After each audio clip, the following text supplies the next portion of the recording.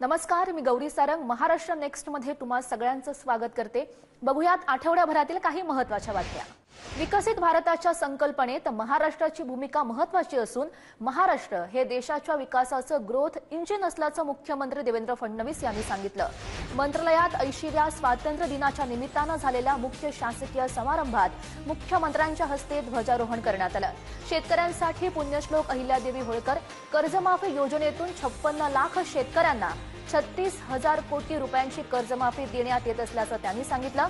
सध्या 76% शेतकऱ्यांना दिवसा वीज मिळत असून पुढच्या वर्षभरात 100% शेतकऱ्यांना दिवसा वीज देण्याचा संकल्प असल्याचं मुख्यमंत्र्यांनी स्पष्ट केलं। शेतकऱ्यांकरता पुण्यश्लोक अहिल्यादेवी होळकर कर्जमाफी योजना आणली। 56 लाख शेतकऱ्यांना 36,000 कोटी रुपयाची कर्जमाफीची योजना आपण देतो। शेतकऱ्यांना दिवसा वीज देण्याचं आपण स्वप्न बघितलं होतं।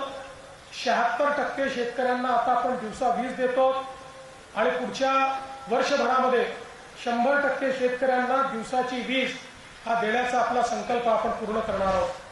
राज्य सरकारने केलेल्या कर्जमाफीमुळे शेतकऱ्यांमध्ये आनंदाचं वातावरण आहे।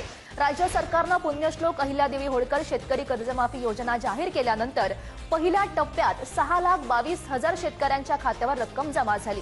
कर्ज माफ झाल्यानं या शेतकऱ्यांनी समाधान व्यक्त केलंय। यवतमाळ जिल्ह्यातील 43,000 शेतकरी पहिल्या टप्प्यात कर्जमुक्त झाले आहेत।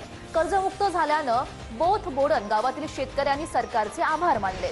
3,000 रुपये बडोदा बँकेचं कर्ज घेतलं होतं, ते कर्ज माफ झालेलं आहे आणि तसा मेसेज पण आला आहे। आमच्या खात्यात पैसे जमा झाले आहे।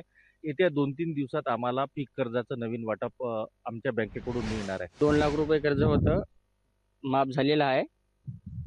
आता आम्ही समजा सरकारचे आभार मानतो की आम्हाला 2 लाख रुपये कर्ज माफ केलेलं आहे।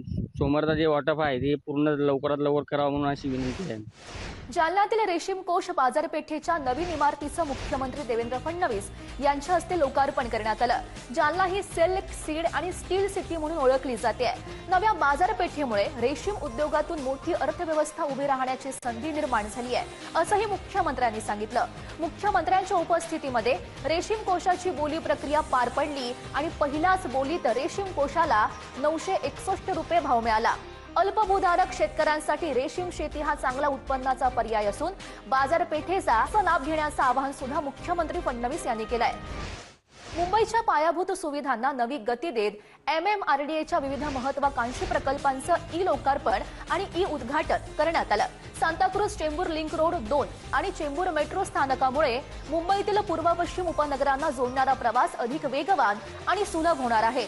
ठाणे बोरिवली दुहेरी बोगदा प्रकल्पातील अर्जुना TBMचं लॉन्चिंग झाल्यानं देशातील सर्वात लांब आणि खोल शहरी रस्ते बोगद्याच्या कामाला गती मिळणार आहे।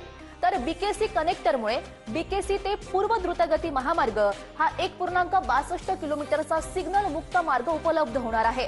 त्यामुळे कनेक्टिव्हिटी मजबूत करून वाहतूक कोंडी कमी होणार आहे, शिवाय प्रवासाचा वेळ सुद्धा वाचणार आहे।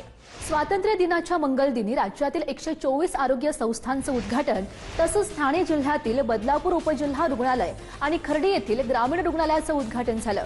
उपमुख्यमंत्री एकनाथ यांनी या उद्घाटन सोहळ्याला दूरदृश्य प्रणालीद्वारे उपस्थित राहून मनोगत व्यक्त केलं। राज्याच्या आरोग्य सेवेच्या दृष्टीनं हे अत्यंत महत्त्वाचं पाऊल असल्याचं उपमुख्यमंत्री एकनाथ शिंदे यांनी या दरम्यान सांगितलंय। हे 124 आरोग्य संस्था ज्या आहेत या फार मोठा आमूलाग्र बदल या राज्यामध्ये घडवून आणतील। ही हॉस्पिटल म्हणजे किंवा या संस्था, आरोग्य संस्था म्हणजे फक्त विटा सिमेंटच्या इमारती नाही आहेत। त्या रुग्णालयांमध्ये अत्याधुनिक यंत्रसामुग्री, पुरेशी औषधं आणि तज्ञ डॉक्टर उपलब्ध करून आपण देतोय। बीड जिल्हा विकासाच्या नव्या पर्वात प्रवेश करत असून पायाभूत सुविधा आणि शेतीसह सर्वच क्षेत्रांचा कायापालट करण्यासाठी शासन कटिबद्ध असल्याचं राज्याच्या उपमुख्यमंत्री आणि बीडच्या पालकमंत्री सुनेत्रा पवार यांनी सांगितलं। बीड पुणे रेल्वे प्रकल्पाबाबत बोलताना त्यांनी आगामी 17 सप्टेंबरपर्यंत प्रकल्पाचं काम पूर्णत्वास नेण्याची ग्वाही दिली। रेल्वे प्रकल्पामुळे बीडच्या दळणवळणास आणि आर्थिक विकासाला मोठी चालना मिळणार असल्याचं सुद्धा त्यांनी नमूद केलं।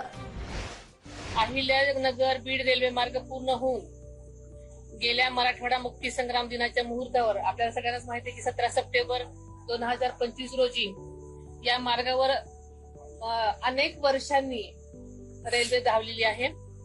बीड परळी मार्गावरच्या वडवणी पर्यंतचं काम पूर्ण झालेलं असून त्याची चाचणी सुद्धा यशस्वी झालेली आहे. तर या सगळ्या महत्त्वाच्या बातम्यांसह महाराष्ट्र नेक्स्ट मध्ये इथेच थांबते. पाहत रहा पुढारी न्यूज.